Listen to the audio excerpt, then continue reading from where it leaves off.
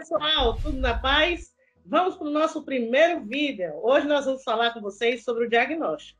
Esse vídeo é um vídeo muito importante, eu creio que é o mais importante de todos. Nesse vídeo a gente vai falar para vocês como nós chegamos ao diagnóstico dos nossos filhos. Meu nome é Anita Lopes, sou professora, pedagoga e mãe de Juliane, uma linda criança autista de 6 anos de idade. Vai fazer 7 anos agora em setembro. Eu espero que vocês gostem desse vídeo. Prestem muita atenção.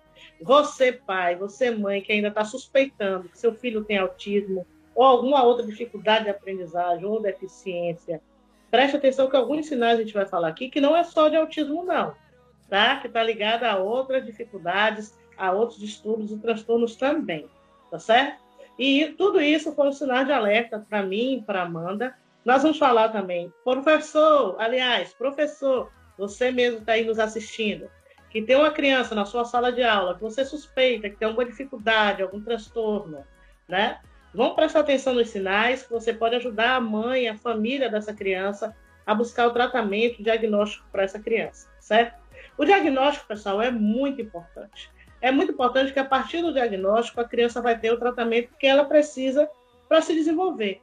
E quanto antes ela tiver o diagnóstico, melhores os resultados que ela esperam no futuro. Melhor essa criança vai se desenvolver. Então, prestem muita atenção, curtam, compartilhem, vem com a gente nessa que vocês vão gostar. Olá, tudo bem? Então, eu vou contar hoje um pouquinho de como foi chegar até o diagnóstico de Caleb. Bem, Caleb foi uma criança que nasceu aparentemente todo... Não quero usar a palavra normal, mas nasceu com tudo aquilo que uma mãe espera, né? Então, quando veio para os meus braços mesmo, ele, apesar de, no seu nascimento, ter passado um pouquinho da hora de nascer, por causa de espera de médico, do corpo entrar em trabalho de parto, né? Que não entrei em trabalho de parto, tive que fazer uma cesariana de emergência, mas Caleb não precisou ir para a incubadora, para nada disso, ele veio direto para o quarto, ficar comigo. Mamou muito, assim, quando pegou no peito, parecia que já era PhD, né, em mamar. Pegou facilmente no peito, mamou durante 2 horas, sem parar, assim que chegou. E foi uma criança que nasceu bem, saudável. Saímos no tempo certo do hospital, sem nenhum problema. Chegamos em casa, era uma criança que, no primeiro momento, respondia, né, as coisas, porque assim a gente brincava com ele, ele sorria, tem fotos dele. Quando a gente ia tirar foto dele, ele olhava bem para a câmera. Mamando, ele me olhava nos olhos. Tem gente que diz que autista não olha nos olhos enquanto mama. Alguns, gente, né? Nada é definitivo aí na questão do diagnóstico de autismo com relação a algumas características que algumas pessoas batiam, que autista não faz isso, autista não faz aquilo. Isso é muito relativo, tá? E eu quero deixar isso bem claro desde agora, porque Caleb sempre olhou nos meus olhos enquanto mamava. A troca entre mim e Caleb sempre foi muito grande. A interação entre a gente sempre foi muito grande. Caleb sempre interagiu bem. Agora, sim, algumas coisas a gente começa a perceber. Com relação à fala, que não veio. Mas antes da fala, sabe, gente, eu vou ser meio, talvez, boba agora, mas sabe aquelas brincadeirinhas que a gente faz com criança? Bichinho. Que a gente diz assim, vamos fazer bichinho, e a criança vai e faz. Aí, ensinar a criança a dar tchau. Tchau não vinha, o bichinho não vinha, a fala não vinha, o mamãe não aparecia, nem o papai, nem a vovó. E a criança ele andou com 1 ano, o que não foi nada muito fora do normal, porque eu também comecei a andar com 1 ano. Mas a partir disso aí, eu comecei a perceber e comecei a me angustiar. Então eu chegava para a médica dele, para a pediatra, e dizia, eu acho que Caleb tem alguma coisa. Eu estou achando que Caleb tem autismo. E ela dizia, não, Caleb não tem nada não. Caleb é uma criança linda. Seu filho não tem nada. Eu chegava para algumas amigas minhas, psicopedagogas, e dizia, eu acho que Caleb tem autismo. Não, Amanda. Você sabe, você é pedagoga. Cada criança tem seu tempo. Caleb não tem nada, não. Pare de procurar coisa para o seu filho. Pode esperar. Tem muita criança que só começa a falar depois de 2 anos. Já vi criança falar com 3 anos. Normal. Mas mãe tem algo, sabe? Mãe tem algo lá dentro que fica... E aquilo vai nos incomodando. Mas a verdade, vamos ser sinceros aqui, gente, aqui de mãe para mãe, de mãe para pai, a gente não quer acreditar. A gente quer acreditar que quando a criança tem seu tempo, que aquilo vai passar, que ele vai evoluir, que ele vai ser igual a todas as outras crianças. A gente quer acreditar nisso. É melhor para o nosso ego, é melhor para confortar. Mas eu quero já levantar aqui o primeiro alerta para você. Mamãe, papai, fingir que o problema não existe não faz o problema desaparecer. Tá? Então, Caleb foi crescendo e foi chamando cada vez mais atenção algumas manias. Por exemplo, brinquedos. Ele não ligava para brinquedos. Mas botasse perto dele um chinelo. Chinelo era brinquedo preferido de Caleb. Gente, que criança vai preferir, né? Um boneco, um carro, largar tudo por causa de um chinelo? Caleb fazia isso. A fala não vinha, continuava sem vir, não falava. Caleb não percebia outras crianças. Quando a gente ia em algum lugar que tinha outras crianças, com o adulto ele até interagia, com outras crianças não. Quando o Caleb fez 2 anos e meio, ele tinha adquirido uma mania que muito me angustiou. Ficar cheirando o pé. Caleb passava horas com o pé no nariz cheirando.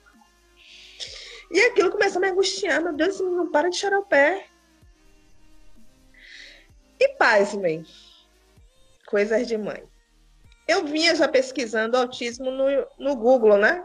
A Anitta já falou do Google no outro vídeo. E eu já vinha pesquisando sobre autismo, só que só aparecia o autismo clássico. E, gente, eu confesso para vocês, sou pedagoga, vi algumas coisas sobre autismo no curso de pedagogia, mas muito pouco.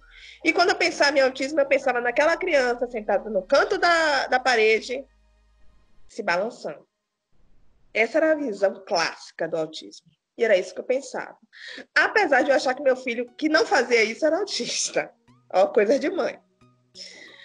Aí eu fui... Nesse dia, eu parei na frente do computador e ao invés de pesquisar sobre autismo, eu escrevi assim: meu filho não para de cheirar o pé. Assim, no Google. Meu filho não para de cheirar o pé. Quando eu digitei essa frase, a primeira página que apareceu foi exatamente uma página do Largata Vira-Polpa. Vocês devem conhecer, alguém já deve ter ouvido falar sobre ele. E quando eu abri, a Andrea Verno, mãe do Theo, ela vinha descrevendo o Theo na página. E quando ela descreveu, fiz, pô, essa mulher conhece Caleb? Ela está descrevendo o meu filho. E aí ela vinha trazendo o transtorno do processamento sensorial. No transtorno do processamento sensorial, que quase todo autista tem o transtorno do processamento sensorial, só que alguns autistas são hipersensíveis e outros são hipossensíveis. Então, assim, eu achava que todo autista tinha sensibilidade ao som, à luz. Que é isso que a gente ouve, né? Que autista, quando ouve som alto, bota a mão no ouvido. Meu filho não botava... Gente, um trio elétrico chegava assim na minha porta, a Caleb não estava nem aí. Até hoje. A bomba pode estourar aqui na porta, eu me incomodo, minha mãe me incomoda, meu marido se incomoda, meu filho... Tanto faz. Mas eu não sabia disso. Eu só vim saber através dessa página. Estava lá.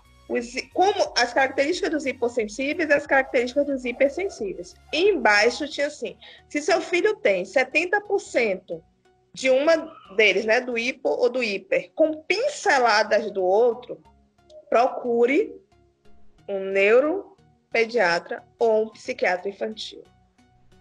Tava lá. Nesse mesmo dia, olha, aí eu vejo Deus, né? Como Deus faz as coisas tudo perfeito. Nesse mesmo dia, eu estava em frente ao computador, quando chega um amigo meu, Pastor Jota, na minha casa, para conversar comigo sobre Caleb. Foi a primeira e única pessoa que veio até mim falar sobre Caleb. Ele chegou e fez assim, Amanda, eu não vou te falar o que é, mas eu preciso ter uma conversa com você. Eu não sei se você está preparada para ouvir o que eu vou te falar, mas eu preciso falar com você. Eu quero, assim, que você ouça com muita atenção o que eu vou te dizer. E com muito carinho. Você sabe que eu sou seu amigo. E eu quero que você tenha muito carinho nos seus ouvidos agora. Eu conheci uma criança na ilha de Boipeba. Ele era pastor lá, em Boipeba, nessa época. Filho de um membro da igreja. Essa criança tem praticamente a idade de Caleb. E Amanda, eu olho para Caleb e eu vejo esse menino. Só que esse menino também não falava assim como Caleb, ele não parava assim como Caleb. E a mãe procurou uma fono. A mãe dele só procurou uma fono. E a fono dele desconfiou de algo que eu não vou te falar o que é. Eu não vou te falar o que foi que ela descobriu. Mas mandou essa mãe procurar uma neuropediatra. Essa mãe saiu até daqui. Ela foi embora de Boipeba, porque por aqui não tinha médicos. Os médicos que ela teria que procurar não tinham aqui na cidade, não tinha em Cairu, não tinha por aqui. Então ela foi embora para dar o tratamento adequado ao filho dela.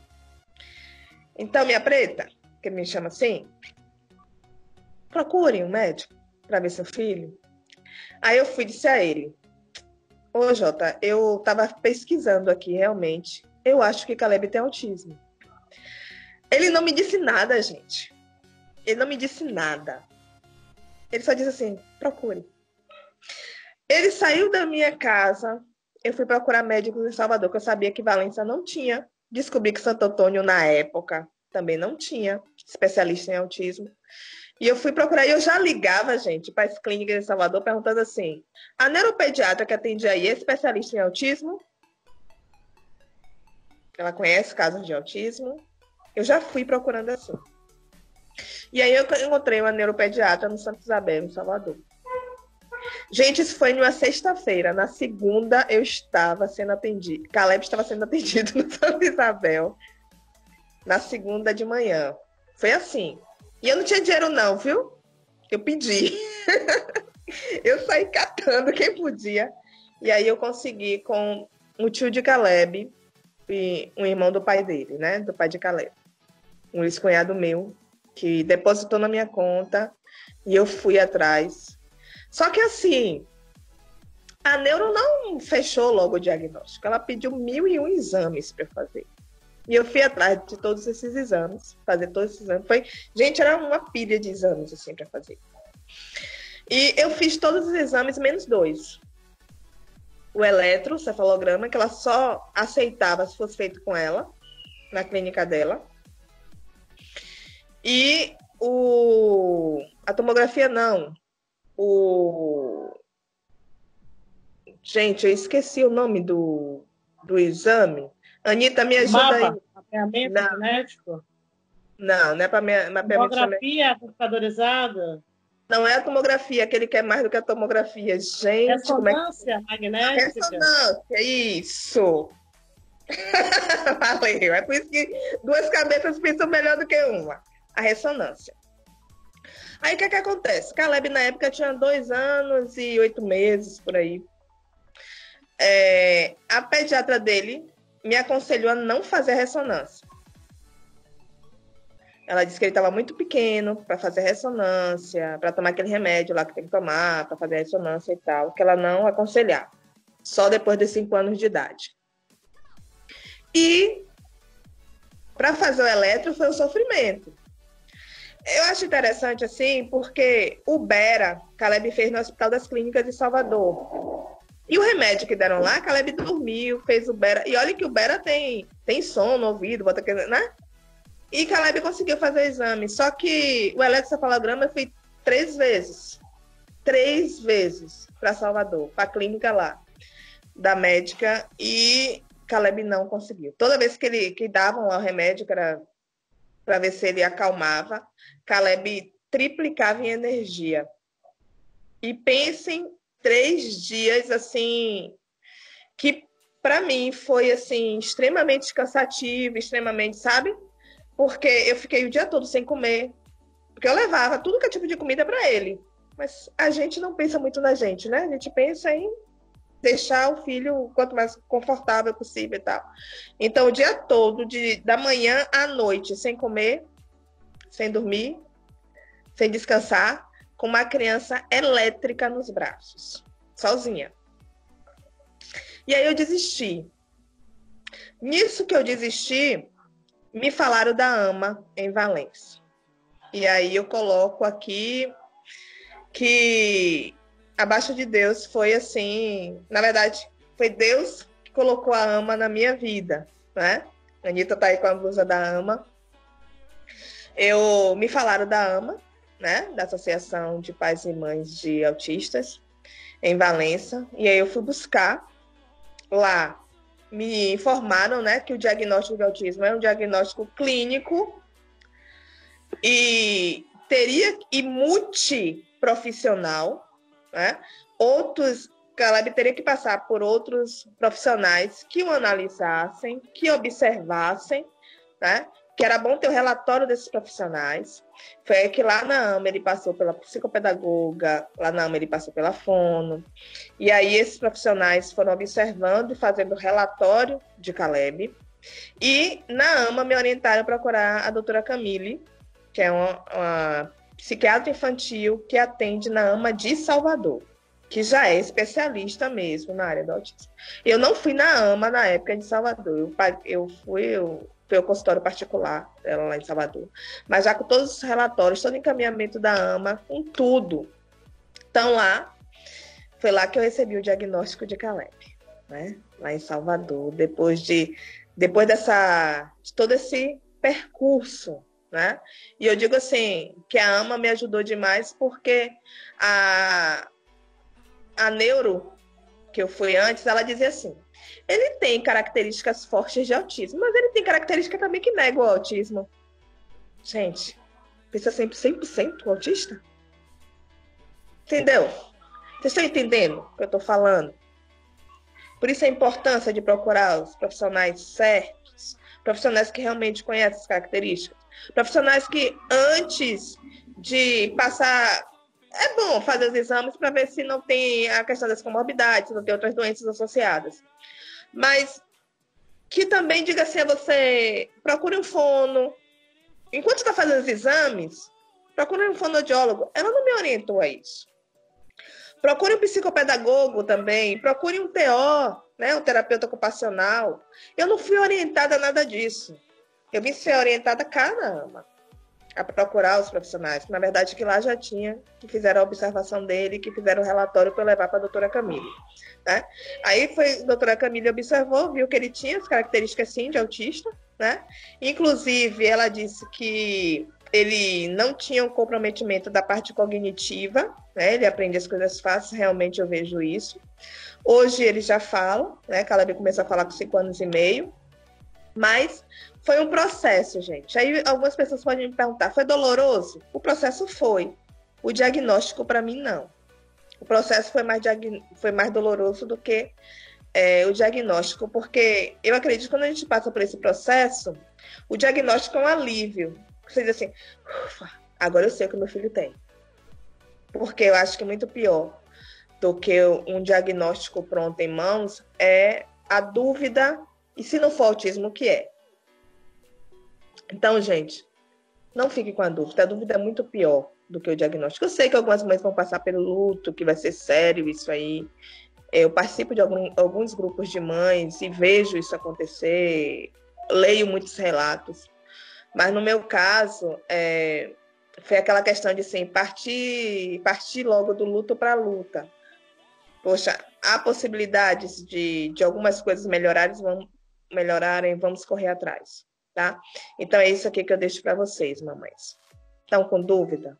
Busque, tá? E mais uma vez eu digo a vocês, fingir que o problema não existe não faz o problema desaparecer. Pelo contrário, tá? Então, agora, eu contei um pouquinho, né? Do diagnóstico de Caleb. Anitta vai falar do processo dela. Por quê, gente? São processos diferentes, tá? Então, vocês vão ver aí que cada uma passou por um processo diferente. Em algumas coisas parecidas, mas também diferentes e percepções diferentes dos nossos filhos. Anitta tem uma menina, né? E todo mundo fala da diferença entre o autismo em menino e o autismo em menina. Então, vocês vão perceber um pouquinho isso aí. Então, vamos lá. Anitta, vamos lá. Pessoal, eu espero vocês na parte 2 do vídeo diagnóstico, tá? Esse vídeo ficou um pouco longo, então a gente vai dar continuidade. Pode que vai sair tudo junto, não se preocupe. O link vai estar aqui também, junto no canal. Vocês já podem assistir a parte 2 do diagnóstico juntinho com a parte 1. Vocês ouviram o relato de Amanda sobre as dificuldades que ela enfrentou. E agora eu vou contar para vocês o que eu passei com Juliane. Foi bem mais complicado, porque tinham algumas comorbidades, tá certo? Então vem com a gente. E menina realmente é bem diferente de menino. Vamos nessa.